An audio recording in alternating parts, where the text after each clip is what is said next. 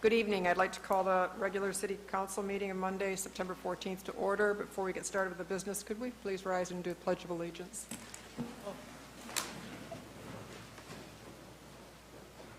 I pledge allegiance to the flag of the United States of America and to the republic for which it stands, one nation, under God, indivisible, with liberty and justice for all. Thank you. If the clerk would please take the roll. Councilmember Archibald? Here. Councilmember Ashford? Present. Councilmember Beeden? Here. Councilmember Harris? Here. Councilmember Pemberton? Here. Councilmember Warden? Mayor Rapp? Here. You have minutes before you from the regular meeting of August the 10th, the special meeting of August the 18th, and the special meeting of August the 27th. Is there a motion to receive and file? So moved. Support. Moved by Councilmember Ashford, supported by Councilmember Pemberton. Is there any deletions, additions, changes? All those in favor, please signify by saying aye. Aye. Aye. Any opposition?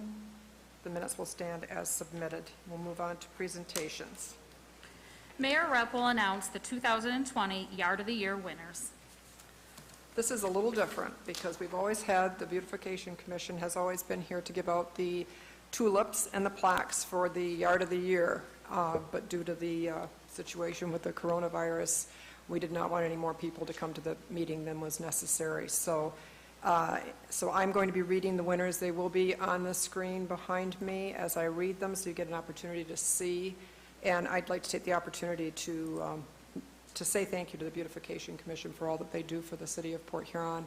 And they take this extra special time to go around the city and look for yards that have done a really good job. So congratulations to them. So we'll start with the residential, and we'll start with the central area. And the first one is Alan and Theresa Jowett at 708 17th Street. The next one is Wilbert and Alice Fuller at 2116 Poplar Street. The next one is John and Carol Smith at 1421 Washington Avenue. Then we'll go to the north section, George and Deborah Moss at 419 Lakeview Avenue. Karl and Brenda Miller at 2857 Monticello Drive. Roy and Margaret Churchill, 2707 Walnut Street. And the south side, Deborah Singer, 2458 Military Street. Ronald and Deborah Rolls, 709 Oak Street. Douglas Bishop at 1313 Wall Street. These are all residential properties. We have one for commercial, and that's in the central area, and it would be Kearns Agency at 1101 Pine Grove Avenue. So maybe we can give a round of applause, and they're probably watching at home, I hope.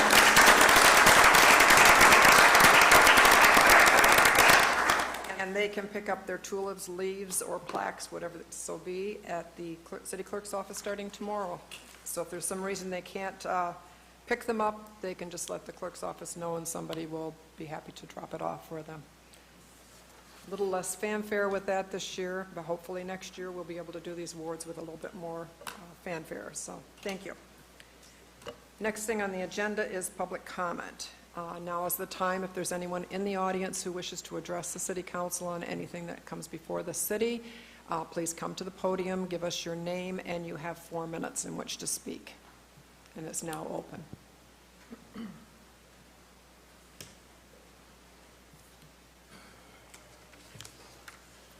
Thank you, Madam Mayor and the Council. My name is DJ Palm. I live on Lion Street here in Port Huron, and not so much an issue today under your jurisdiction, but I would allow, if you could, how politics kind of plays us from national to locally for the last 17 years. We all watched our last Republican president turn a personal vendetta into a blood for oil scheme. That personal political vendetta got 4 of my friends killed. I can tell you right now, my unit wasn't looking for weapons of mass destruction while we were over there. We were pulling checkpoint overwatch on fuel stations in eastern Baghdad to make sure the insurgents, which are now called proxies, didn't have any influence on the pricing and distribution of gasoline throughout our sector. I want to put in review how politics got played this year during President Trump's impeachment trial. Please nod your heads up and down if you remember the name. Excuse me, just, that really is nothing underneath the City Council's authorities, so Oh, we're okay. welcome to hear your remarks, but that's not, that's more of a political statement. Well, it's a bit of our history, but regardless, I mean, politicians get policies signed like the Affordable Care Act, which actually subsidizes veteran suicide because they know the VA will foot the bill for all kinds of Pez candies called Zoloft, the Valprex, Latuda. I mean, this is $600 a script without a single scan of our brains. Would a surgeon perform an operation without an x-ray? Then why are we getting doped up without knowing for certain we need to be? Can you bring it around to something that's really under the relevant for the city of Port Huron? Our mental health industry, I mean, I think nationally, we look at mental health and how this is such a crisis under our COVID-19 pandemic that we have. And you look at all the pills that are being bought and just people not being scanned their brains before they're being doped up.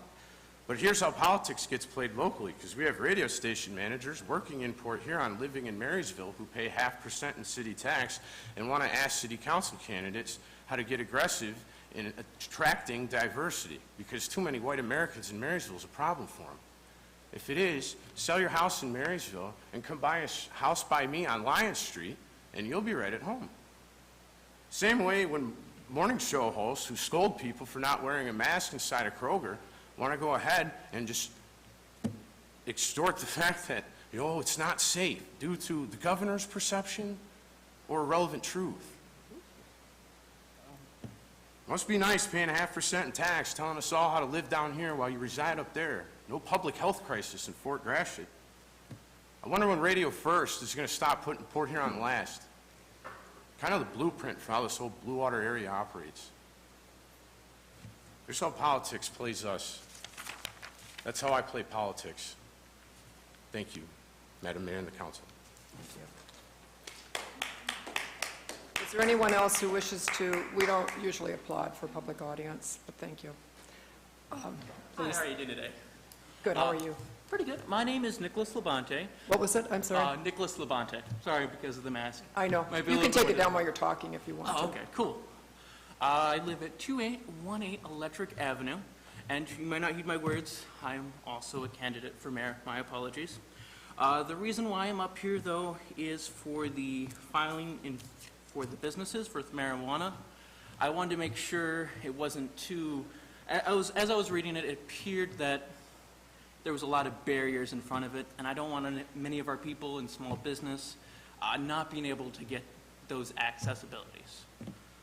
So what I would ask is if you guys could think about the people who are going to be struggling that in the past have used marijuana to survive.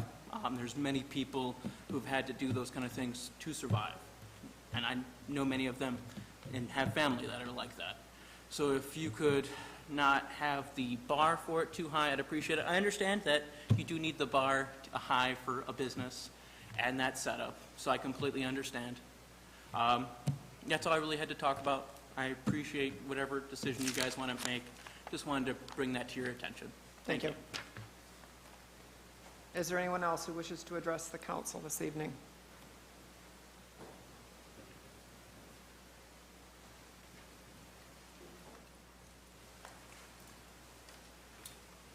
Minutes, huh? 4 minutes. Well, not a lot has changed over the years. No, it's been 40 minutes. 4 minutes for a long time. Mayor, Rep, Council, Mr. Freed, wherever you are. My name's Ed Weixler. I reside at 3123 Forest Street in Port Huron, and I'm here tonight to ask Council and Administration to consider their support of the Blue Water Area Fallen Heroes Banner Project.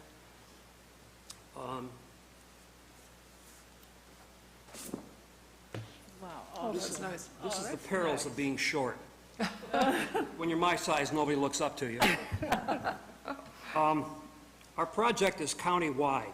Many communities throughout the country display like banners. However, this project, our project, is the only one of its kind in the U.S. that is county-wide.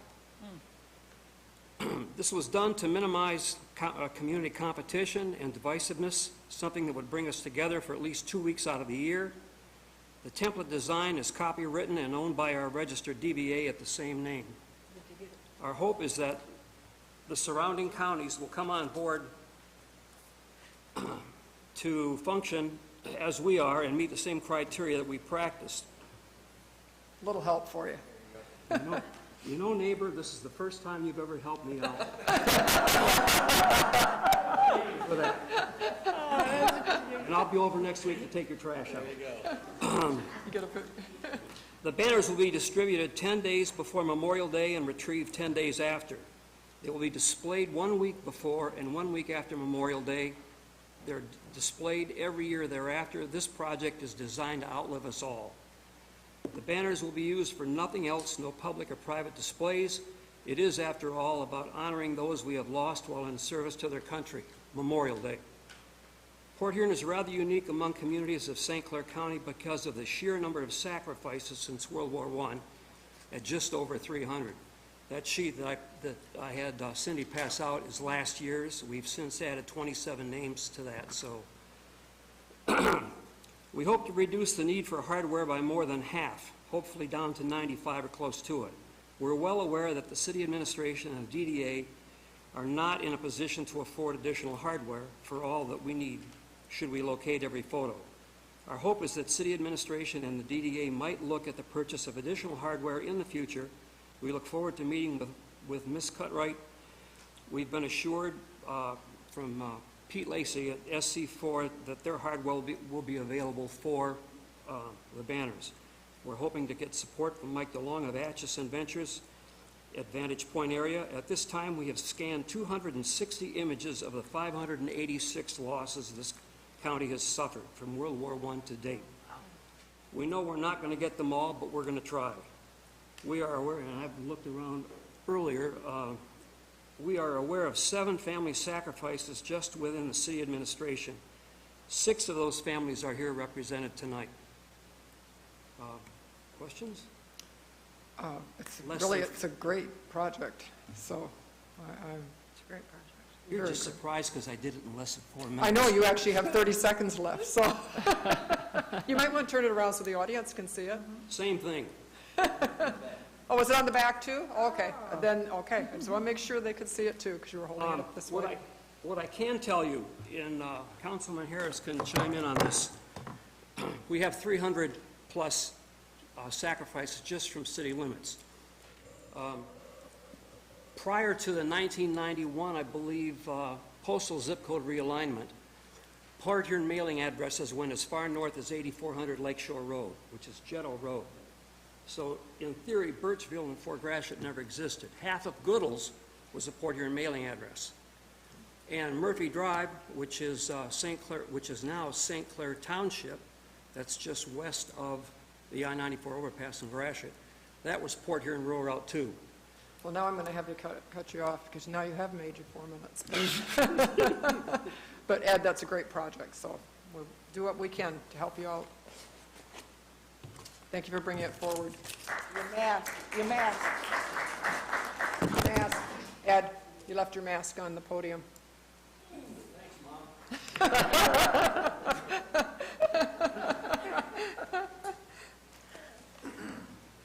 There you go. I thought you said hold the applause. I know, I did say hold the applause. Okay. Yeah. Just want to make No, sure I did. Just want to make sure I know the rules. Yep, so if you, next person who wishes to address the city council is welcome to come up to the podium, give us your name, and you have 4 minutes. Anybody here who wishes to speak? Okay, we have someone in the back.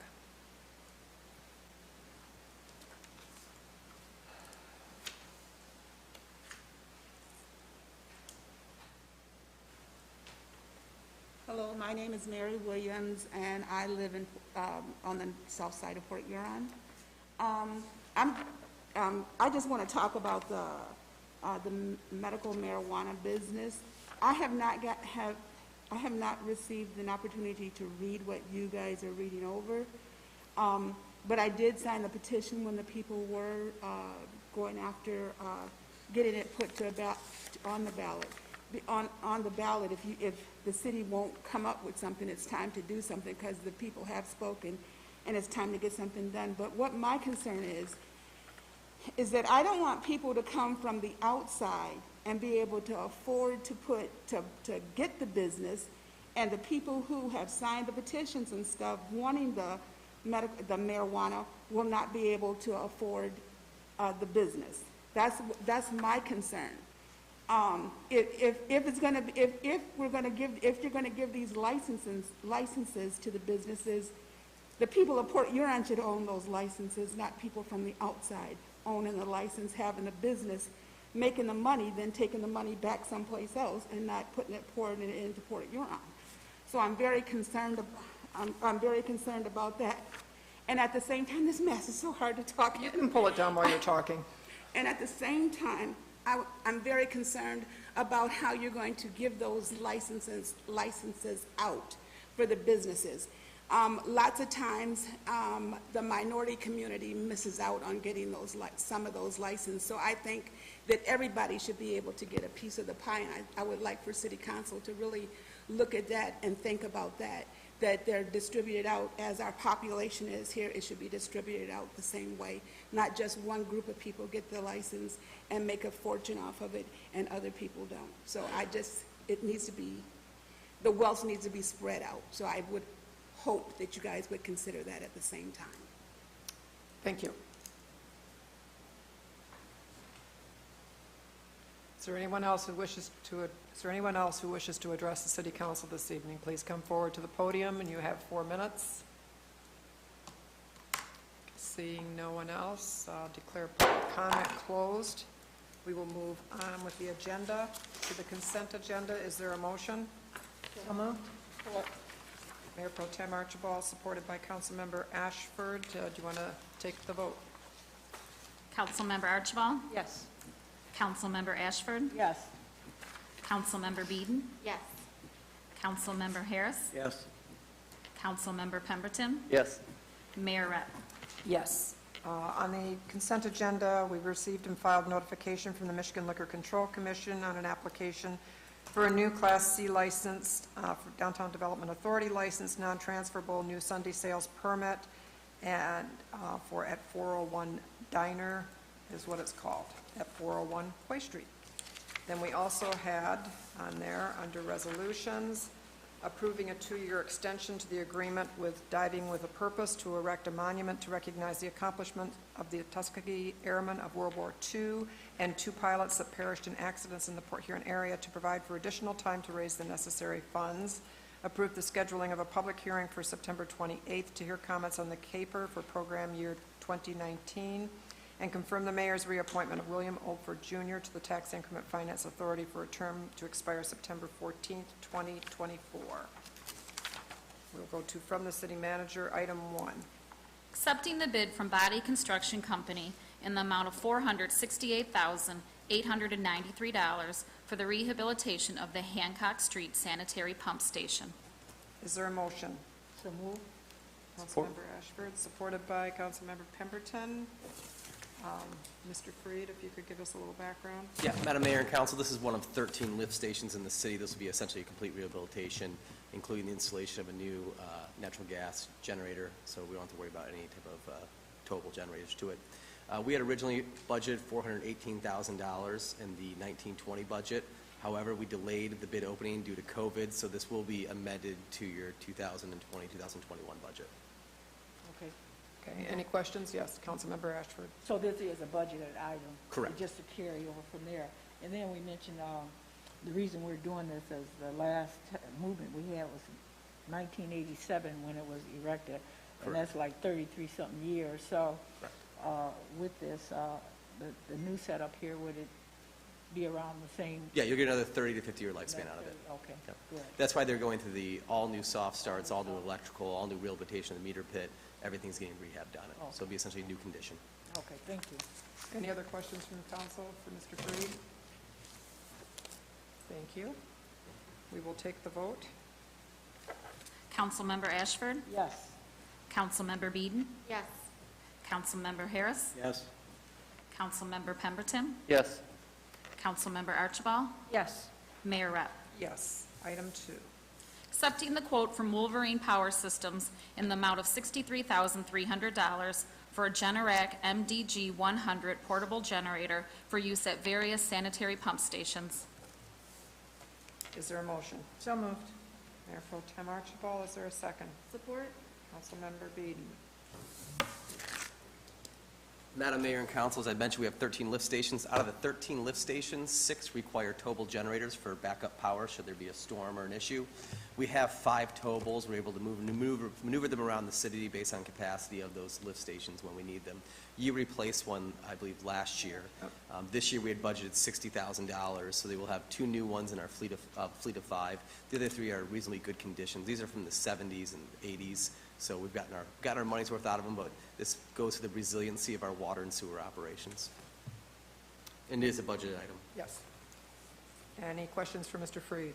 Mayor Rep, Yes, Councilmember. yeah, if I could, based on the rental rates, being as we have 5 now, would we be taking a risk to rent this type of generator? So the issue becomes when the power goes out, we don't have time to call people who rent them out. We need to get them to lift stations and get those lift stations on bypass and get them on their electrical power before we reach capacity issues. So when the power goes out, you have a certain amount of capacity. We need to get those on backup power before it overflows. And so we want to focus on the resiliency of our operation where we're not dependent on calling rent-a-centers looking for a generator. Also, these require immense power for startup. So to find a generator capable of starting up those types of pumps, it's significant and rare. So you have to truck one in from out of town. And then we also worry about what if there's an ice storm and you're out of power multiple days, are we going to compete with other entities and resources for those generators on the rental market? Good, thank you. And also, to add to that, I think restoration is a main factor also, the restoration, since we do, we own it and we operate, and I think that's a huge responsibility, and not just to ourselves, but we're talking about not only the city of Port Huron, but Fort Gratiot, Port Huron, and Kimball. So we have to be in a position to act and make sure we have that. And I like the consistency of how you did this. So I think it's a great move here. If there's nothing else, we'll take the vote. Councilmember Beeden? Yes. Councilmember Harris? Yes. Councilmember Pemberton? Yes. Councilmember Archibald? Yes. Councilmember Ashford? Yes. Mayor Rep. Yes. Item 3, please. Accepting the bid from LaSalle Construction Services in the amount of $1,561,194 for the McMorran Place Plaza Improvements Phase 1 project. Is there a motion? So moved. Support? Mayor Pro Tem Archibald, supported by Councilmember Ashford, and yes, I think we would like to have an explanation. It was Pemberton. Oh, no, we both No, you did it. both did at the same time. But I didn't open my mouth. Oh, I heard her.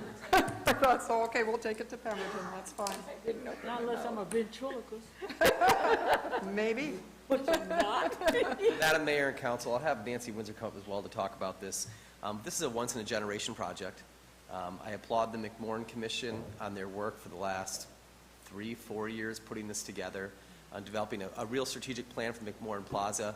But then I also have to applaud Nancy Windsor. Nancy Windsor has been hitting the ground, raising money from all of our very generous donors for the last several years to put this together. We have about $1.2 million raised, so we're short several $100,000 to this contract amount. So what we're asking tonight is we're asking that you approve this contract with the understanding that we will not issue a notice to proceed until we have an opportunity to take a 3-prong approach. First, we want to work with the contractor because contractors know how to reduce the cost. So we want to value engineer if there's alternates we can use, if there's certain ways of doing the project to reduce money. The contractors have indicated that there is possibility where we can reduce the cost. The second approach of the 3-prong is we want to go back to our donors and let them know, here's the value engineering amount, here's where we're short, and to see, because we've raised a significant, when you're over $1.2 million raised, you're this close to the goal. We're not going to forfeit, you don't forfeit a touchdown when you're 4th and goal.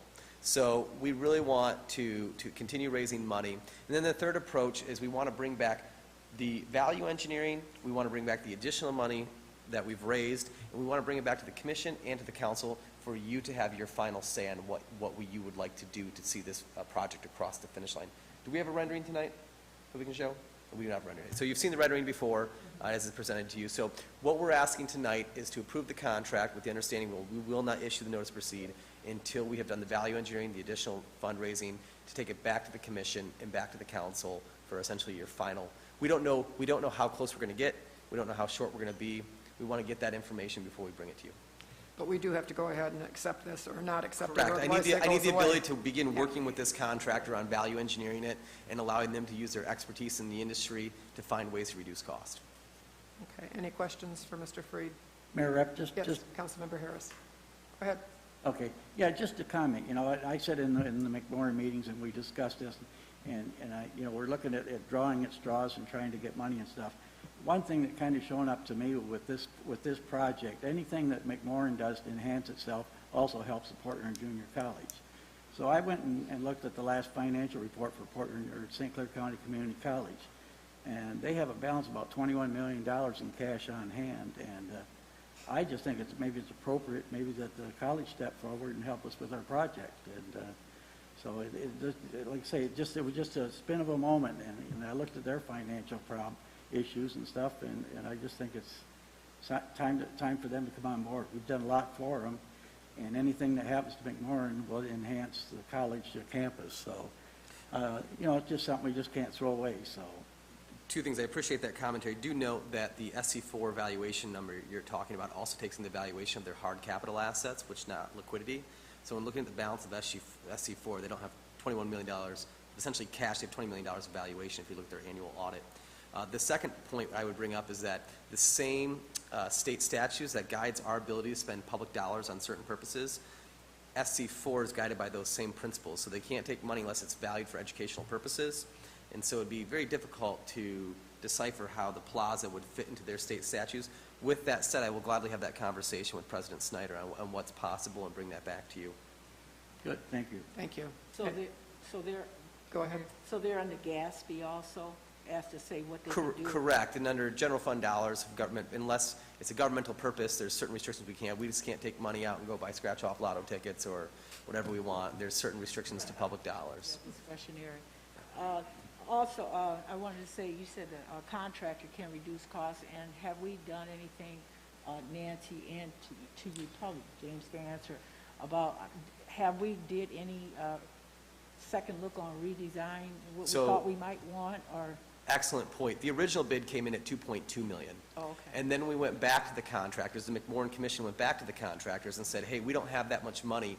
Bring us innovative solutions to reduce costs. So the contractors actually all revisited their bids and brought back a lower bid, factoring in a different type of cooling system for the ice sheet, different ways of doing concrete, different materials.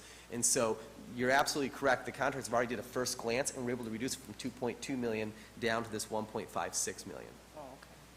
So we hope to continue that with there's only a certain level of conversation we can have fairly before we actually lock in a contract, because there's trade secrets that they're not going to want to put out there in their bid documents. Oh, okay. So for the sake of a better term, so it's not much waste in here. This is just stat and things we need to do to execute as far as this whole project design. Correct. And there's also timing of the construction itself. Mm-hmm. Whether you do a timing over a certain horizon has great consequences on the cost structure. Mm-hmm. And so we're looking forward to meeting with the contractor and say, what's a timeline for construction? Do we have to expand that timeline? Do we do different steps to reduce the costs? And all those conversations we're looking forward to having with the contractor. All right, thank you. Thanks, Mayor. Anyone else have any questions for Mr. Freed? Thank you, and we'll take the vote.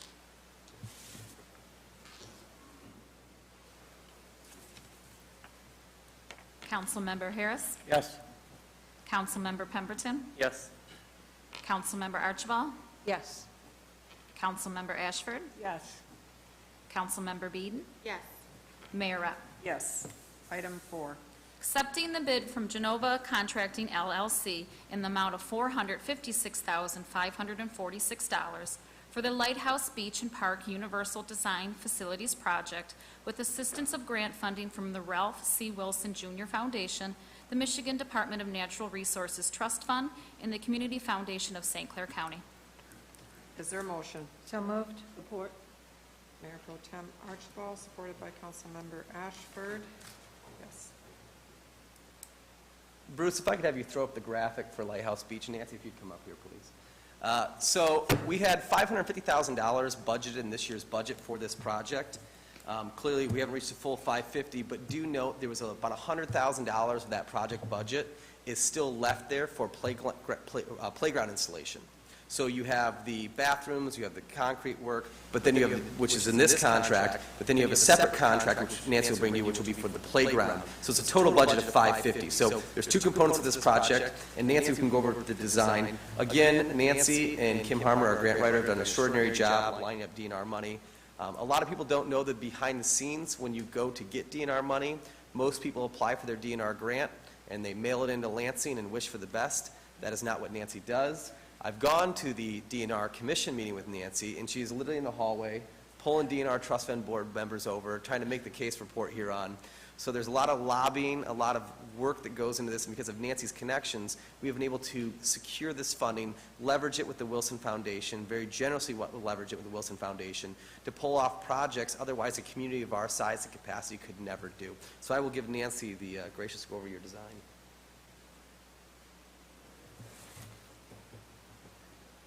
Mayor, City Council, I'd also like to take an opportunity to thank Randy Myers at the Community Foundation as well. They put in the application and helped us get the Ralph C. Wilson funds. As you know, the trailhead is at the beginning of Lighthouse that goes all the way to the west side. So they've been very instrumental in helping make this happen. So thank you to them as well. You can see from the drawing that if you look, the building is in the same location. The building currently looks straight out. It's now on an angle. Bruce, is there any way to show me the next picture? This is a picture of the building itself. The designer tried to keep it, you know, with the lighthouse theme and the buildings that the county has. So we tried to keep the bathhouse in line with those drawings as well. If we go back to the first one, Bruce, this will provide, you know, ADA pathways, which we don't have now, the same as we have at Lakeside, where everyone can access the beach. You'll see the ADA pathways throughout by the playground, down where it looks kind of like a wishbone there. And then there'll be universally designed exercise equipment for adults and also new equipment for kids as well. So something for everyone. And then we will also be working with the Community Foundation to do a tribute to Ralph C. Wilson Foundation for all their efforts with the overall trail project that the Community Foundation has been working so hard on. So very exciting project. We will be meeting with the residents of the area on Thursday, just to kind of give them an update of what we're thinking on construction, and so that they're well aware of what's going on in the neighborhood. So thank you to all the partners who helped make this happen. It's another one of our crown jewel parks, and we're excited to see this happen. When do you think it'll be started? We'll know more once we award the contract tonight, but I'm hoping by next season. We'll be pretty close down the road, depending on how the winter treats us, so. Sure. Okay. Any questions for Nancy? No, I'd just like to, Nancy, just commend you on that in your face, you know, when you're out there dealing with those people, letting us know that we're there, because that does make a huge difference. And I also like, this is a different twist for us to have this park, this particular park, right here on our beautiful river, where it just enhances it. And then it's for everybody, adults and kids, I mean, you know, so I think that's a, yes, we're very lucky. Plus. Yeah. We're very lucky. Yeah. No, we're very blessed. Yeah, we are blessed. Yeah. Anything else? Thank you. Thank you. We will take the vote. Councilmember Pemberton? Yes. Councilmember Archibald? Yes. Councilmember Ashford? Yes. Councilmember Beeden? Yes. Councilmember Harris? Yes. Mayor Rep. Yes. Item 5. Accepting the bid from Lim Walker's Tree Removal in the amount of $11,050 for the removal of dead and dangerous trees in the city of Port Huron. Is there a motion? So moved. Support. Councilmember Beaton, supported by Councilmember Ashford. Did send us a list this afternoon of the properties that that were going to be taken down. Yeah. Any other questions about this? Mayor Rep, Yes, Councilmember I Harris. guess just one comment. You know, 2 years ago, we kind of looked to outsource some of our tree trimming and tree cutting down and stuff, and I guess it just shows how the economy is kind of hurting us a little bit, because on the average, they were averaging about $600 a tree, and this comes in at slightly over $1,000 a tree. So it's just the doing business. I don't think there's anything wrong. We're going to get a good job, but if you've done a little research and stuff, the price of having these tree trimming services have soared. You bring up a good point. Brock actually asked the same question of our forestry division. One thing with these specific trees is they are incredibly large. So the amount of capability for cranes, claw trucks used to do these trees is a little bit more in scope than the previous trees. And that's probably why the last person who did that contract didn't even bid on these. So these trees, if you drive around and look at them, these are some of the largest trees. They're going to require some significant work to get them down. Good, thank you. Yes, Councilmember Ashford. Yep, with the list that you have is list number 7. How many lists do we have? Well, we have several lists. We've gone through 7 already. This is our 7th list. We've done them in bundles, so 1, 2, sometimes we do 3, 4. We've already done 3 different rounds of them. We keep making them as we go, so right now we're pretty well caught up. If you remember, we were about 2 years behind, Right. but by using, we felt at the time it was a danger to residents that they're reporting a dead and dangerous tree, and we said, well, we'll put you on the list, but we're 2 years out. And so since putting in the privatization of this aspect, we've been able to get ourselves pretty much updated. So these are the most current dangerous ones, and as we find more, we'll bring you a list date. But we're pretty well caught up. And what's the criteria for you designating them dangerous? Excellent question. So we don't tear down trees because people don't like them. We don't tear down. They're too huge, so. Yeah, what is people the complain, I don't criteria? like this tree, puts too many leaves off, please come chop it down. We get those phone calls. We work with an arborist, and we work with trained professionals to identify sick trees, diseased trees, and dying trees. If it doesn't meet those 3 criterias, we don't take them down, because once you chop down a tree, it takes 50, 60 years to bring it back.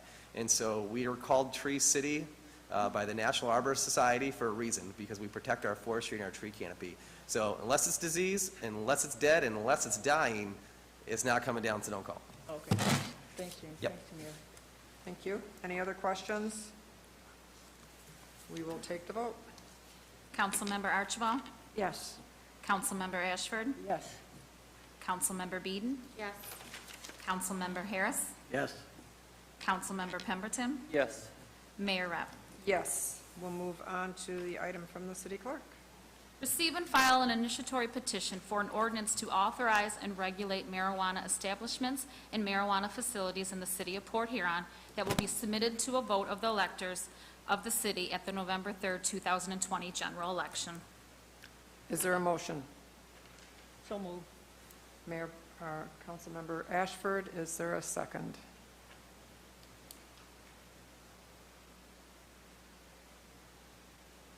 Is there a second? You must have had a discussion before I got here, so, okay. Oh. So I'll rescind that. No, well, it just will die if there's not a second. There's no second to the motion? Okay, then the motion dies.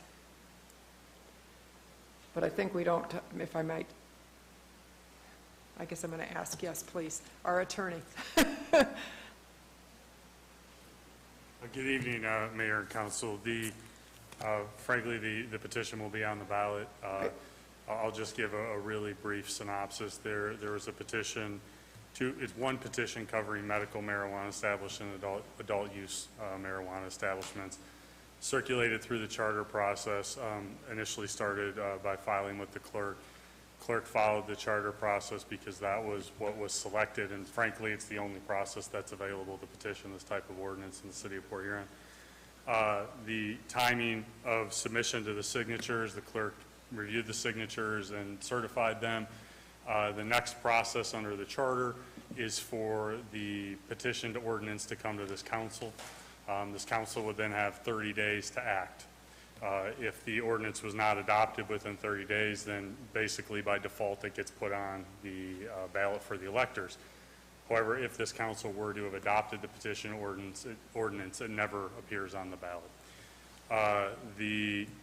The petitioners, which is a group called Progress for Michigan 2020, and that's all we really know about who they are, filed a suit with the Circuit Court in St. Clair County. asking that the clerk be directed to put the petitions on the ballot, because the reality was, by the time it would have come to this council, which would have been at today's meeting, it was too late and past timelines to be placed on the ballot. Again, this was their choice of timing, their choice of procedure. Judge West in St. Clair County agreed with our interpretation of the ordinance, or pardon me, the charter and the state laws, and said it does not go on the ballot. The petitioners filed an emergency appeal with the Court of Appeals. The Court of Appeals rendered a decision saying that the charter conflicts with election timelines, election deadlines, which provide if signatures are submitted by this date, which I believe is July 28th, then they appear on the ballot. We filed an emergency appeal to the Supreme Court because, again, our position is the only right they have to be on a ballot is pursuant to the charter procedure, which gives this body the authority to act. The Supreme Court took the matter under immediate consideration and decided that it was not a matter that they felt was deserving of Supreme Court review. So the Court of Appeals order stands, which directed the clerk to put the issue on the ballot. Just so this council is aware, that charter provision allowing for initiatory petitions is permissive under the Home Rule City Act. In other words, we didn't need to have any sort of provision in the charter even allowing for a petition, but we do. And the language and the procedure in the City of Port Huron Charter is not unique. In just searching and doing the briefing with the Court of Appeals and Supreme Court, I was able to find 10, if not more, other home rule city charters that have the exact, maybe timing's a little bit different, but the same procedure, which gives council the right to say, we're going to adopt this ordinance or we're going to put it to the electors. And again, the clerk followed all the timelines, and we got a decision from a court that said that the charter conflicts with state law, the state law controls. So that matter will appear on the November ballot. So Are we obliged to receive and file it, or just the fact that we got it and it's public record that we got it? It is public record. There's a court order directing it to be on the ballot, and I think we may be too late to not have it be on the ballot regardless of what this council does. Correct. So, yes. So at this point, nothing needs to be really done? Correct. Okay, I just want to make sure. And that's my point, so it's still on the ballot. Yeah. It's going to be on the ballot regardless of what you do with it tonight. Yep, so we don't absolutely have to do anything, it's just on record that we got it. It is on record, yes, that's right. You received the correspondence, it'll be on the ballot. Okay. Well, we had a motion and it was not seconded, so we will move on past this and go to resolutions. Authorizing 10 payments. Is there a motion? So moved. Mayor Pro Tem Archibald, is there a second? Support. Councilmember Was waiting for you. Ashford. Any questions on the payments? We will take the vote. Councilmember Ashford? Yes. Councilmember Beeden? Yes. Councilmember Harris? Yes. Councilmember Pemberton? Yes. Councilmember Archibald? Yes. Mayor Rep. Yes. Item 2. Authorizing payment in the amount of $14,025 to Target Specialty Products for the repair and fertilization of damaged grass at 15.5 acres of city-owned parks. Is there a motion? So moved. Support. Councilmember Pemberton, supported by Councilmember Ashford. Could you let us know, is this totally being paid for? I know it said Yes, insurance and general as I said funds, so- before, for the insurance company to prepay these bills, they wanted us to sign off on any future, essentially saying it's good enough for us. Well, we wouldn't do that at our own personal home, so we're certainly not going to do that with taxpayer property. I will tell you the slit seating has actually done remarkably well. Kiefer Park is looking really good. I dare say that the Parkway is actually looking better than it did before it was killed off. The marina, they had to reseed it a few weeks ago because they seeded it too late last time. It just didn't take. So the marina, essentially from the Harbor Master's office to the 10th Street Bridge, looked pretty remarkably bad all summer. However, we have reseeded that, and we do believe that'll take this fall. So this is just the fertilizing and weeding that goes along with it, but it is turning out very, very well. Of course, we didn't have rock on the river this year, so Kiefer had extra time to kind of rebound there. So it's looking lovely, and so far we're pleased, and we expect that we'll be able to issue the write-off as soon as this is done. Very good. Any other questions for Mr. Freed? Just a comment, Mayor. Yes, Councilmember Harris. I agree with James on the River Street thing. It's not looking very presentable right now, and I think with the geese population also fighting for the grass seed, I think we're going to have a tough job in the spring, but it's progressing. Thanks. You bring up a good point. With no green grass, we did have less geese this year, so I mean, it was not all bad. Thank you. We'll take the vote. Councilmember Beeden? Yes. Councilmember Harris? Yes. Councilmember Pemberton? Yes. Councilmember Archibald? Yes. Councilmember Ashford? Yes. Mayor Rep. Yes. Item 3. Approving the contract with the Michigan Department of Transportation for reconstruction of McMorran Boulevard from Huron Avenue to Merchant Street. Is there a motion? Support. Councilmember Beeden, supported by Councilmember Pemberton. Madam Mayor and Council, I just want to thank our Director, Eric Witter. Him and his team were able to work with our regional partners, with SEMCOG, with our Road Commission, and our regional TIP funding agency that handles the federal dollars for our region. So we were able to bring in $614,818 of federal funding to help reconstruct McMorran Boulevard. This will be a complete reconstruction all the way from Huron to the MOC, including water, sewer, streets, sidewalks. It's going to be a complete rehab. So out of pocket for the city, it's going to be about $389,000, which was a budgeted item. And so we are all set to go. Very good. Mayor? Yes, just a Councilmember Ashford. Point of clarification, out of the city's pocket is $389,581. It says, whereas this project includes $334,300 of ineligible costs. How does that configure into that?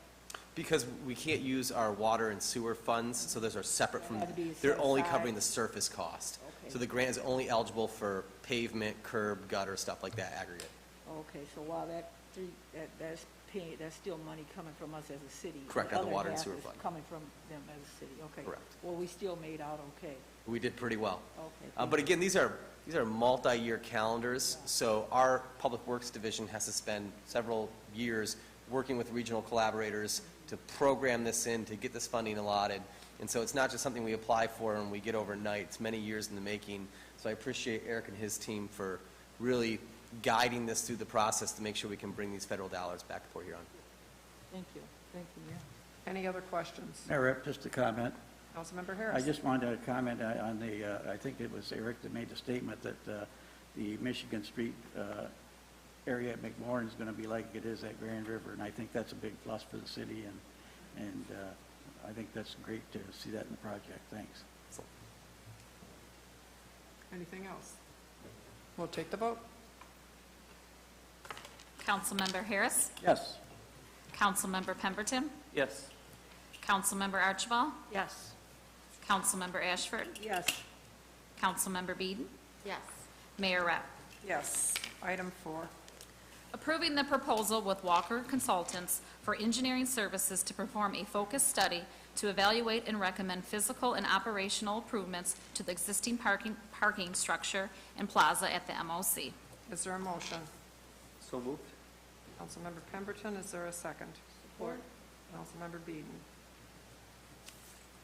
Yes. Madam Mayor and Council, for several years, the interior garage, underneath the garage, so underneath the plaza is our interior parking garage, and then further above the north lot as well is also our internal police garage, but most importantly is our 2 secured evidence rooms. We have had tremendous issues with water infiltrating the evidence room, both evidence rooms, for several years now. We've tried patching it, we've tried figuring out what's going on. The issue becomes is if evidence is compromised by flooding, it presents a liability issue. It was brought up in our last CLIA certification that the evidence room needs to be addressed. We did take measures in expanding and segregating some of our evidence products with a new evidence room, but we're still having a water issue. Also, when this building was built in 1978, it was built with a unique design using tension cables. Some of those cables are having erosion issues and corrosion issues underneath and are actually breaking and causing leaking as well. This is a highly complex issue that is beyond our internal scope of capability. And so we've reached out, our engineering department has reached out to a firm that is uniquely qualified to review our parking decks, review the plaza, and we don't want to spend good money after bad. So if we're patching it and it's not doing it, we want to find out what is a long-term real solution for this problem. This is what this contract will do. They'll come in, they'll evaluate all the outer garages, the evidence room, the plaza, and they're going to come back with recommendations for you to consider for finding a long-term solution to the water issue down there and the tension cable issues. Any questions for Mr. Freed? Well, this is like a fact finding, so is it going to do Correct. the whole Yeah, nonchalant- Director Witter and his team reached out for subject matter experts on this specific type of structure. These were the best qualified, most experienced, to bring us back, to essentially come in and give us an expert opinion on what. Because if we're going to make an investment, try to fix something, we want to make sure it's right, especially when it could be compromising evidence in our rooms. Absolutely. Thank you. I know this has been an issue for several years, so something we need to address. Any questions from council? We'll take the vote. Councilmember Pemberton? Yes. Councilmember Archibald? Yes. Councilmember Ashford? Yes. Councilmember Beeden? Yes. Councilmember Harris? Yes. Mayor Rupp. Yes. Item 5. Approving the proposal with FK Engineering Associates for professional engineering services for the design and implementation of the armoring of the Black River Canal. Is there a motion? So moved. Mayor Pro Tem Archibald, is there a second? Support. Councilmember Pemberton. Madam Mayor and Council, I believe it was a little over a year ago, you authorized a study to begin reviewing the erosion issue, specifically from the Gratiot Ave Bridge out to Lake Huron. Around the Tanner Gate, specifically on the south side, we're seeing significant erosion issues. I sent you all this past week, it'll be the second time I sent it to you, the report findings of what needs to be done there. What this contract does is going to be to oversee essentially the emergency measures we need to take now to address the erosion issues and then develop a long-term plan working with the Army Corps. I have taken the Black River report and Eric and I have met with our township counterparts. So Port Huron Township, Fort Gratiot Township supervisors have been briefed on the report on the situation that's arising. Depending on what this group comes back with, we will meet again with our township counterparts to look at maybe some cost recovery partnerships. So they have been briefed on it. These folks will bring us back some things, the short-term fixes we need to do now. And then later on next summer, as the water begins to recede, we'll have a better picture of what the long-term things are. And then we want to work with the Army Corps on a longer-term solution. But we are worried at this point, if it erodes around the Tanner Gate any further, that Tanner Gate's going to become essentially useless. Any questions for City Manager? I don't have a question, but I know the homeowners had addressed their council in regards to that, so I'm glad to see we're doing something, moving ahead and trying to resolve that. Correct. And I appreciate our township counterparts willing to come in and sit down and get a briefing on it. Right. They're very open-minded, and that's something we really appreciate. Anything else from anyone? We'll take the vote. Councilmember Archibald? Yes. Councilmember Ashford? Yes. Councilmember Beeden? Yes. Councilmember Harris? Yes. Councilmember Pemberton? Yes. Mayor Rupp. Yes. Item 6, please. Approving the access agreement with the Detroit Edison Company to allow environmental response activities within the Majestic parking lot. Is there a motion? So moved. Councilmember Pemberton, is there a second? Support. Councilmember Beeden. Mr. Freed, I understand there's representatives from DTE here that you'd like to introduce? We have been working, DTE has been just tremendous community partners over the last year or so. I'd say more than 2 years we've been working on this and speaking about it. DTE has brought some of the most top drawer talent, subject matter experts to work with our engineering department, to work with our legal counsel on drafting a very, very innovative public-private partnership to address some legacy issues with that soil and also address some of our issues for parking downtown. Tonight we have with us Dan and Mike from DTE. Did I get the names right? Yeah. Okay, gotcha. Got the names right. To give a brief presentation. Thank you. Thank you, Mr. Freed, for that introduction, and also the mayor and city council for the time to discuss this project. Before we begin, I do want to additionally thank Mr. Freed and Eric Witter for all their help with this project. It's definitely been a collaboration, and we appreciate that collaboration. My name is Mike Brennan, DT Project Manager for this project, And with me today, like he mentioned, we do have Dan Stribel, who is our consultant, who will be discussing the project, and then Stephanie Barris, who is the DTE governmental rep for the area, and she will be for this project as well. So without further ado, we do have a presentation that Dan will give, and if there's any questions, we'll be happy to handle those. Okay. Thank you. Okay, again, my name is Dan Stribel from Stanton Consultant Services, and this presentation involves the Majestic parking lot. As most people know, it's between Grand River Avenue and Aquay Street on the west side of Huron Avenue in downtown Port Huron, and it sits adjacent to the Council on Aging facility, which I'll talk about in a minute. The objectives of this short presentation is to provide a summary of the site history. Also, we want to summarize our proposed work, which is associated with the agreement, and also the significant objective is to procure the city's approval of the agreement to conduct the work. A brief history of the Majestic lot.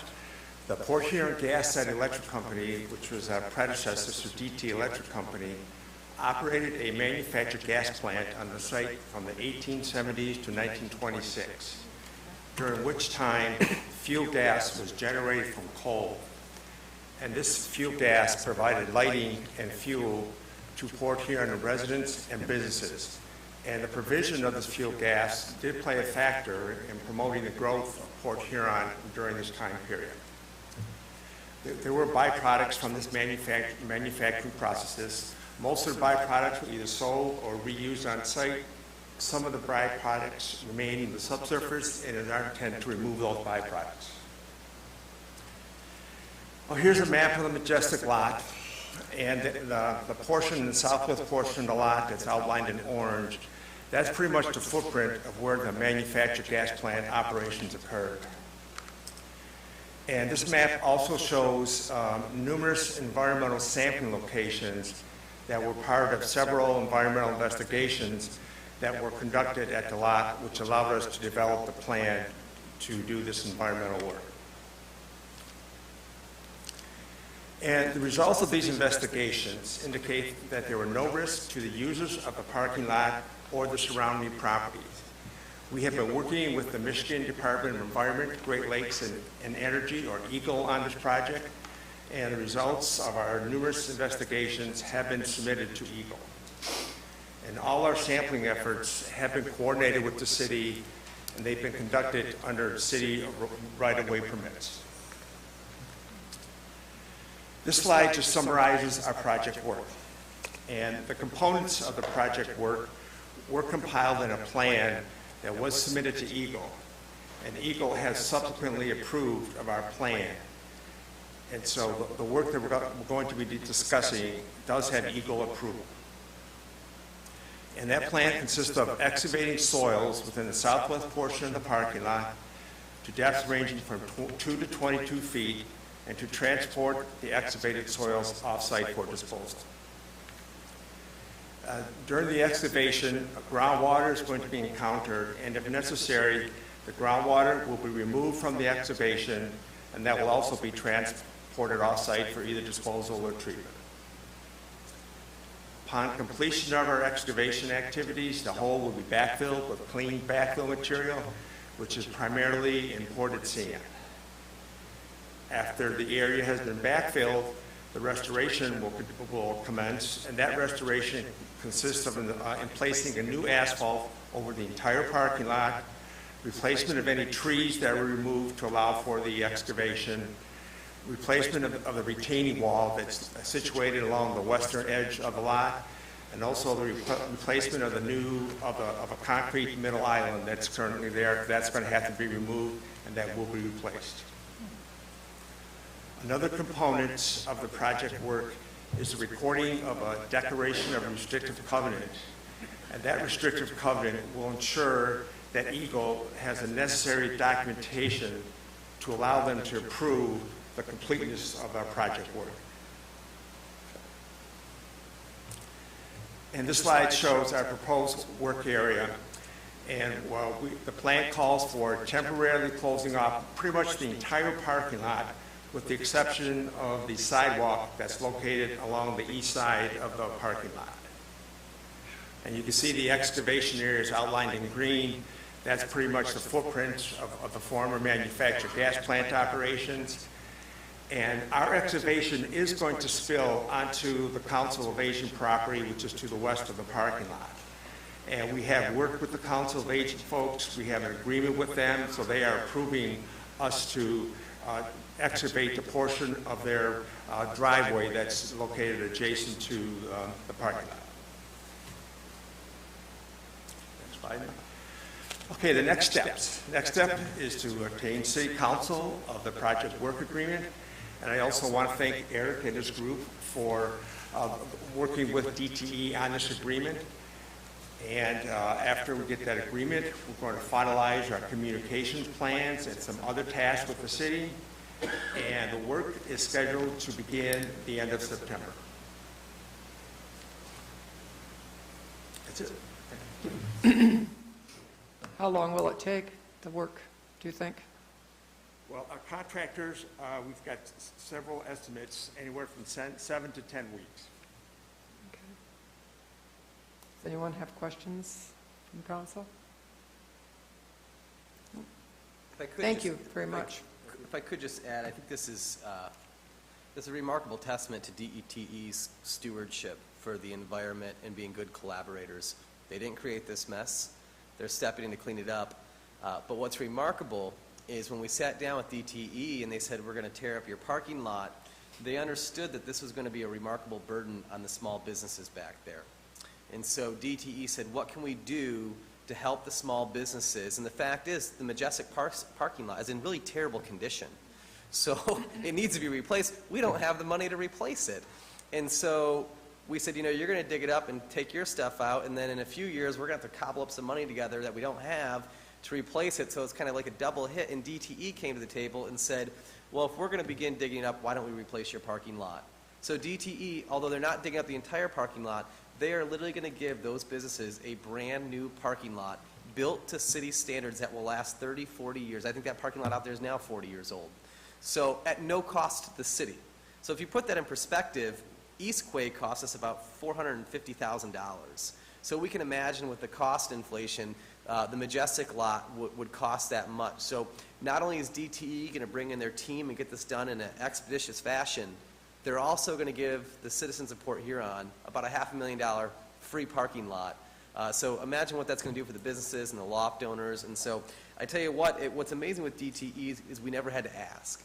They offered to do what was right for the business community. They just good community partners. How can we make it right? How can we make this better? And not only how do we leave it as good as we found it, but they asked me, how do we make it better for the businesses? And so for DTE to do this is just a tremendous blessing on our part to get that free parking lot. And I know the business owners will like it. So I thank Stephanie and her team for reaching out and going above and beyond. And if everyone treated the city as good as DTE did, we'd be in pretty tip-top shape. So thank you again to DTE and your team. Thank you again. Thank you. Just as a quick question, I assume that all of the property owners have been notified? There will be an entire communication strategy that DTE will help, just as they did with the Sedgwick project, that they'll be notified, and we will work with them on free parking in the McMorrin lots and in the Westquay lot to get this done. Okay. And legal counsel has approved all of this. They've reviewed it and consented. Well, I know that we certainly have been thinking about redoing that parking lot without the funds for quite some time, so I would highly thank them. It's very nice. It's a win-win for us. Any questions from anyone on council? We will take the vote. Councilmember Ashford? I will be abstaining, conflict of interest. Councilmember Beeden? Yes. Councilmember Harris? Yes. Councilmember Pemberton? Yes.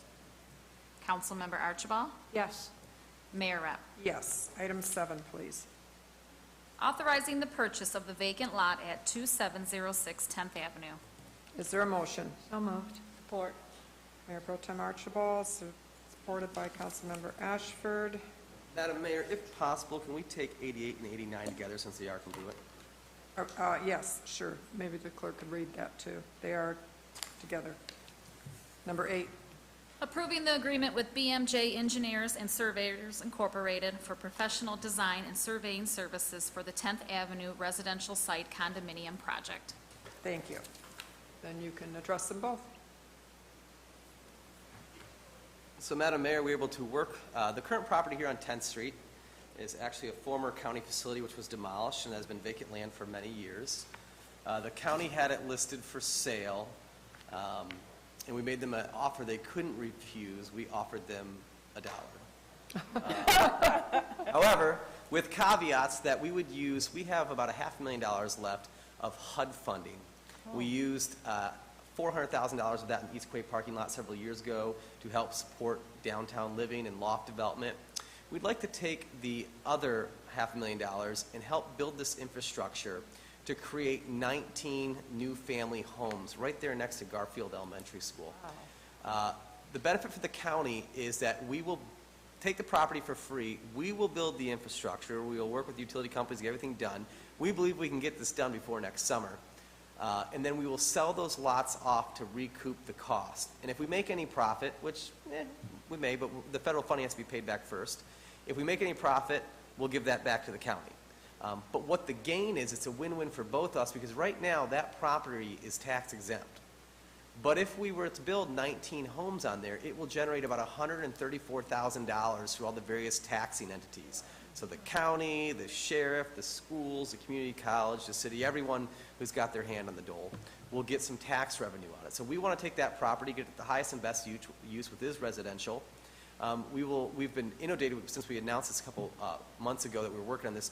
Builders have been coming out of the woodworks wanting to buy those lots and get homes built. So we believe that we can get this infrastructure built by next summer and get houses going up sometime next summer, late fall, to help meet the housing demand. One of the benefits of a growing community is home values have rebounded in our neighborhoods, but also we have a significant housing shortage. So this will address it. 19 homes. We see the price points right around $200,000, $225,000. So there it is. Now, the next action item you have as well is working with BMJ to do the design and the work for the infrastructure to go along with it. Any questions for Mr. Freed? Mayor, Yes. I guess my only question is the kind of the confusing language that talks about a condominium project. Are we going to allow somebody to take two lots and make it into a condominium, or? No, the way we're single looking at family? dividing up the parcels will through condos associations, so the neighborhood will be an association, and so they'll be split up for single-family homes. It's just a terminology how we're going to split the Thank you. parcels. Any other questions? I will say, we have such a good relationship with the county. Where else can you call up the county and say, hey, if you give us your land, we'll do a development deal? But these types of partnerships, these relationships with our county really become beneficial, where we can look way down the road and say, hey, if we work together now, we have a win-win for years to come. I even had some school board members reach out to me saying how fantastic, we're going to get 19 new families right across the street from an elementary school, which they literally just dumped millions and millions of dollars in remodeling and rehabilitating with the local bond project. So you really see the schools investing in that neighborhood, you see the county partnering with us to invest in that neighborhood, so we think it's a win-win for everybody. Mayor, Councilmember Ashford. yeah, I see it as a great opportunity. Yep. Mayor Rep, Councilmember Beeden. James, I see there's park space that says that it's open space. Are we intentionally keeping that green, or could that property be developed down the road? Because we're using utility easements through there, we wouldn't have it's not wide enough to do a house with utility easement, because we want to loop the water there, so you don't have dead ends in the water for quality issues. And so we will always have that green space. It's just not big enough to build a home on. We also looked at doing a roundabout, but a roundabout requires a 100-foot circumference, which would actually limit our ability to put 2 additional houses there. So really the pass-through out to Garfield from 10th was the most economical and allows us to have the most revenue through lot sales. So it'll be green for a while. Okay. Any other questions? This will be going before the county board tomorrow. Tomorrow it will, okay.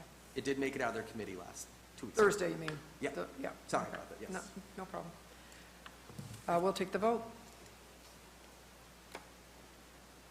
Councilmember Beeden? Yes? Councilmember Harris? Yes. Councilmember Pemberton? Yes. Councilmember Archibald? Yes. Councilmember Ashford? Yes. Mayor Rep. Yes. Item 9. approving the lease agreement with the State of Michigan by the Department of Technology, Management, and Budget for the Department of Labor and Economic Opportunity to continue leasing office space on the 5th floor of the Municipal Office Center. Is there a motion? So moved.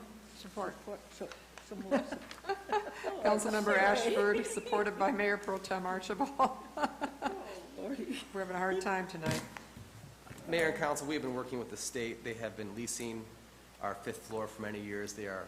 It's really hard to find cohabitants for this building that work together, have the same schedule, or often the same holidays, have the same clients. So they're great people to cohabitate this building with. It also generates about $80,000 a year in revenue. So this is a moneymaker for us, and we'll use that money to help offset some of the capital costs that we have throughout the building. So they've been worked out great. This did represent a one-time 2.5% increase from what they're currently paying. So it is an increase in revenue for us. Any questions for Mr. Freed?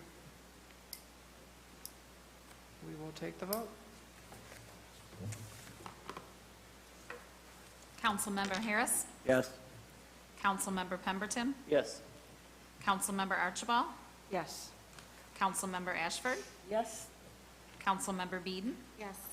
Mayor Rep. Yes. Item 10. Authorizing the purchase of 3 tax foreclosed properties from the St. Clair County Treasurer in the amount of $12,990, along with all associated transferring costs for the public purpose of future industrial development projects for job creation, blight elimination, and/or rehabilitation. Is there a motion? So moved. Support. Mayor Pro Tem Archibald, supported by Councilmember Ashford. Any questions from anyone? Mayor Rep, Councilmember Harris.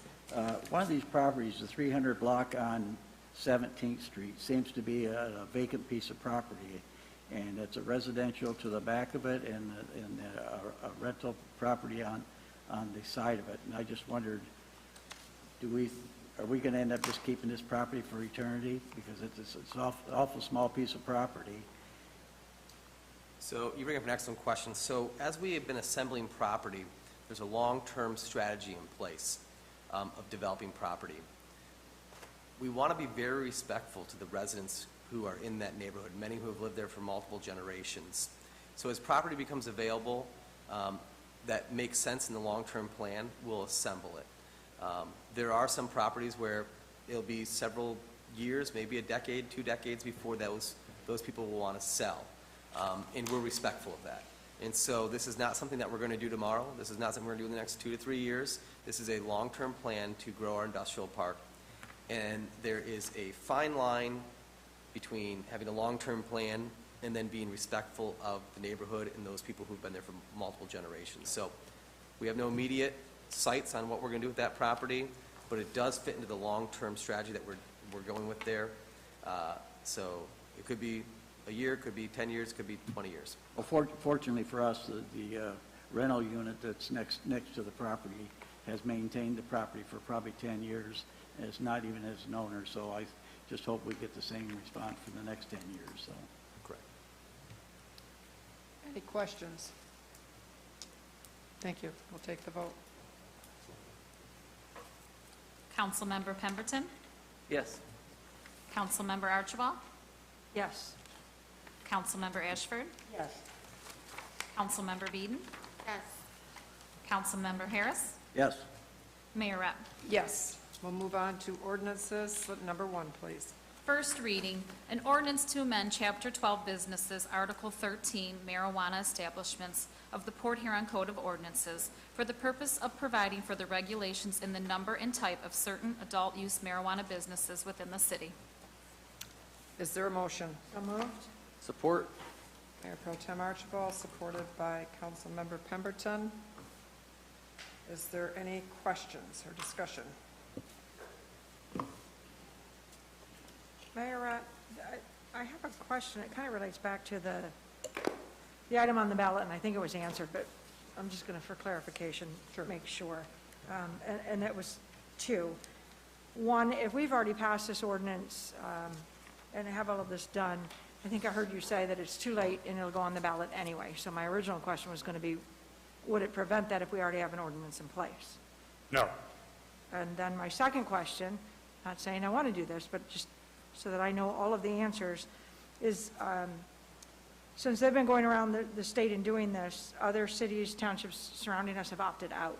If we were to opt out, would it matter if this went on the ballot, and what would happen with the answers if it were on the ballot? No, because the petition procedure under the charter would allow this even in lieu of an opt-out.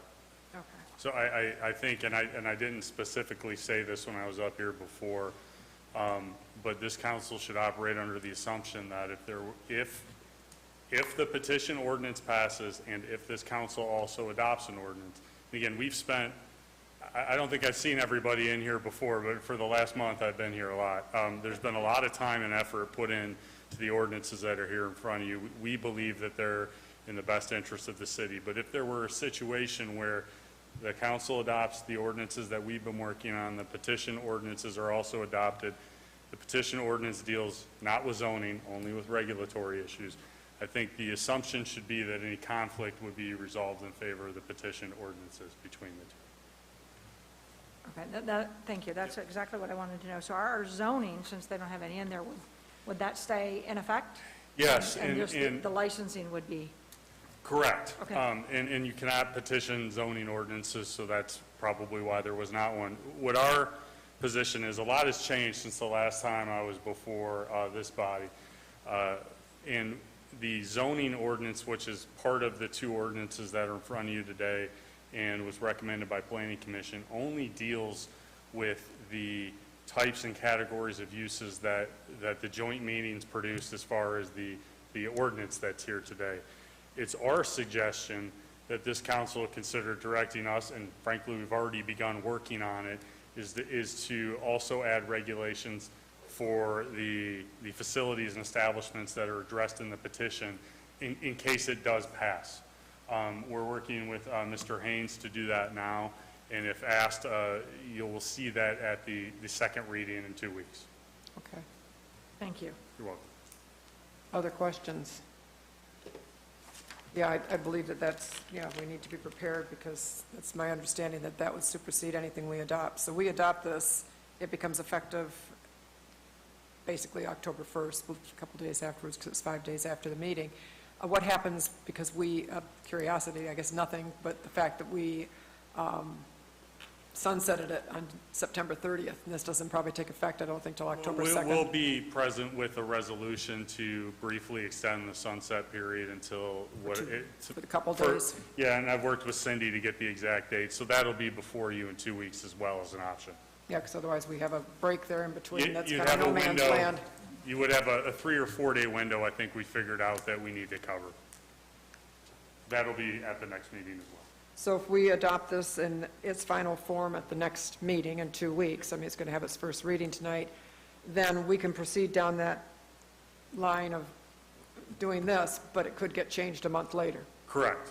And again, they're slightly different. There may be some things our ordinance touches on that theirs doesn't, but this council they're both ordinances that regulate marijuana establishments.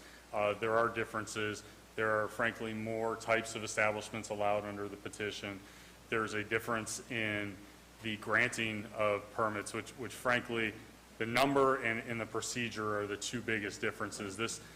This council expressed and Planning Commission expressed a desire to have council involvement in the granting of permits, and that's what's before you now in our draft ordinance. That's not the same with the petition ordinance. It's essentially a clerk review for sufficiency, a clerk scoring, and a clerk granting the permits. So, in addition to the numbers, that's the biggest difference between the two competing sort of issues. I noticed when I read the one that's going on the ballot that it said, in several cases, it said minimum of 7 licenses, not maximum, but minimum. Correct. There's a minimum of 5 Class A grows, and then there was a minimum on one of the medical ones. But yeah, for the retail / provisioning centers, the petition ordinance would allow for 12 total, with some limitations on the number of actual addresses that can hold it. So my opinion in reading the petition ordinances is they're contemplating the provisioning center and the retailer in the same location. So again, we are working with city administration to present in 2 weeks a zoning ordinance alternate to what you have now that would encompass everything that's in the petition, just in case. Just in case? Yep. Yeah.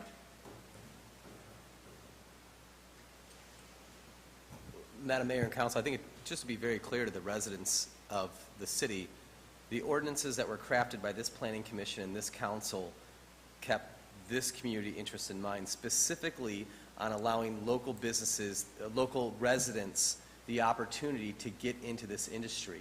A significant amount of our licenses would be reserved for local residents. As you know, if this passes in November, no city residents currently do medical marijuana. Therefore, no city residents can even apply until 2021 through the state to get license. So the fact of the matter is that all the licenses will be gone to out-of-towners, and no city residents will get any social equity from the new industry that's coming to the city per this ballot initiative. So I think residents should take a careful time to look at the ballot proposal and then look at what was carefully crafted by the Planning Commission and the Council in the proposed resolution before you to allow local residents to reap the financial benefits of this new industry.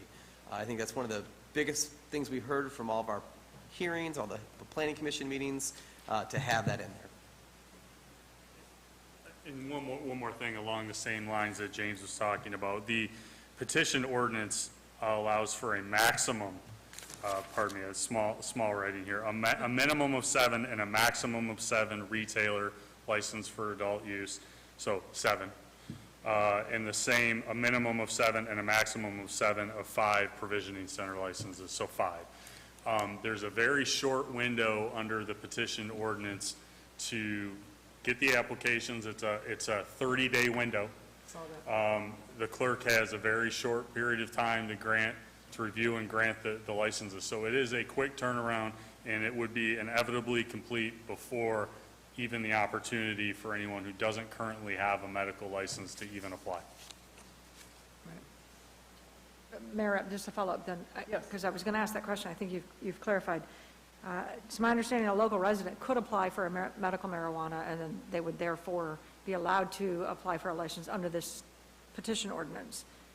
The issue is that you're saying they wouldn't be able to get one fast enough? Yes, so the current state regulations provide that not until December 2021 will they consider a retail license for anybody who is not already licensed as a medical provider. So it's a foot in the door. There is no way that, frankly, in my opinion, that anybody could get licensed as a medical provider, get approved, get the application to the clerk if this petition ordinances were approved in time to get a license. I don't think it's feasible. Okay, thank you. Because it would be a two-step process for them. They'd have to get the first license and then get the second license. By that time, they'd all be... Correct. Yeah. And they're not even considering retail licenses yet for people who don't already have it. Correct. Thank you. Any other questions? Well, I think we've certainly studied this subject matter quite a bit over the last few months, actually quite a few months, because we started down this path quite some time ago, and of course it kind of came to a halt when we're all sequestered for the coronavirus. So I think we've given a lot of good thought into what would be good for our city and protect our residents, and so I'm certainly in support of what we're presenting. So you can go ahead and take the vote. Councilmember Archibald? Yes. Councilmember Ashford? Abstain. Councilmember Beeden? Yes. Councilmember Harris? No.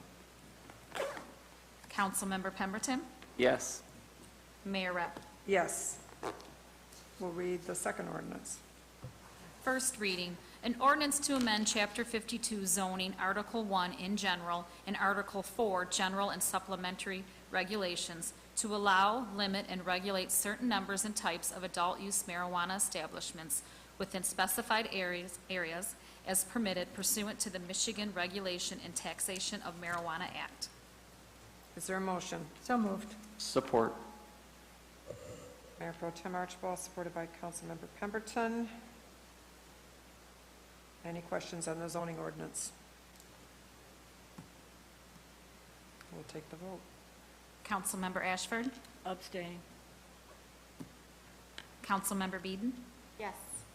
Councilmember Harris? No. Councilmember Pemberton? Yes. Councilmember Archibald? Yes. Mayor Rep? Yes. Okay, that concludes our agenda for the evening. I have a couple of announcements. Here, just a minute. Couple of things. Because of the restrictions that we've had with limiting public presentations, I guess there's a couple that I'd like to announce because normally they come forward and be given a proclamation in person, and they obviously are not. So I was able to give a proclamation yesterday for National Recovery Month, and it was presented to Patrick Patterson of BW Rock at the charity softball game that was held in Pine Grove Park yesterday between our police and the recovery community, of which the police did win. So very narrowly, but they did win. It was a great day for a softball game. I'd also like to announce that the another organization that's having an anniversary, and that's Blue Water Habitat for Humanity, is celebrating their 30-year anniversary this month, and I'd like to acknowledge all that they do for the community. The city has partnered with them for many years to assist in providing affordable housing to low and moderate income families. Their director, I asked him if he had a comment he'd like to say through me tonight, and Ernest Worth Towards says, none of their success would be possible without their incredible volunteers, generous donors, dedicated staff, and wonderful partnerships. As well, another event that's happening is the 17th annual Empty Bowl event, which it was moved from, I think it's normally in March, April in that area. Benefiting Mid-City Nutrition is going to hold up a drive-through event this Friday starting at 4 p.m. and it will be held at the St. Clair County Community Mental Health Building on Electric Avenue. As well, it's my understanding that Lincoln Park improvements have been completed, and I think we have a picture, don't we, to show? So, there we go. Did you want to say a few words about it, Nancy? I don't want to put you on the spot, but this was a great project, so.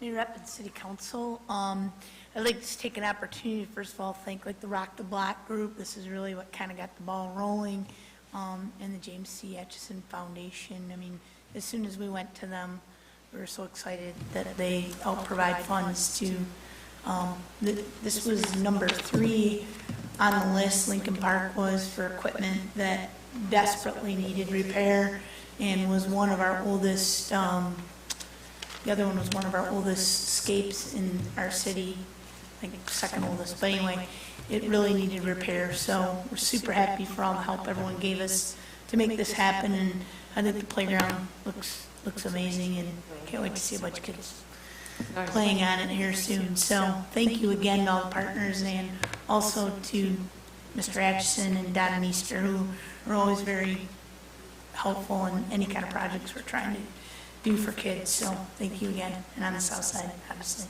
But looks great. The group did a nice job. Very nice, thank you. Is there anything else to come before council? I will. I attended the National League of Cities virtual convention on August the 13th and 14th. A lot of good information moving forward, and I just wanted to let you know that. So I'll be sharing it at a later date because it coincides with the Michigan Municipal League convention. Which is at the end of the month. Yeah, which is at the end of the month, so I don't want to be redundant, so I'll just save the whole package for the end. Anything else? Not, I'll entertain a motion to adjourn. So move.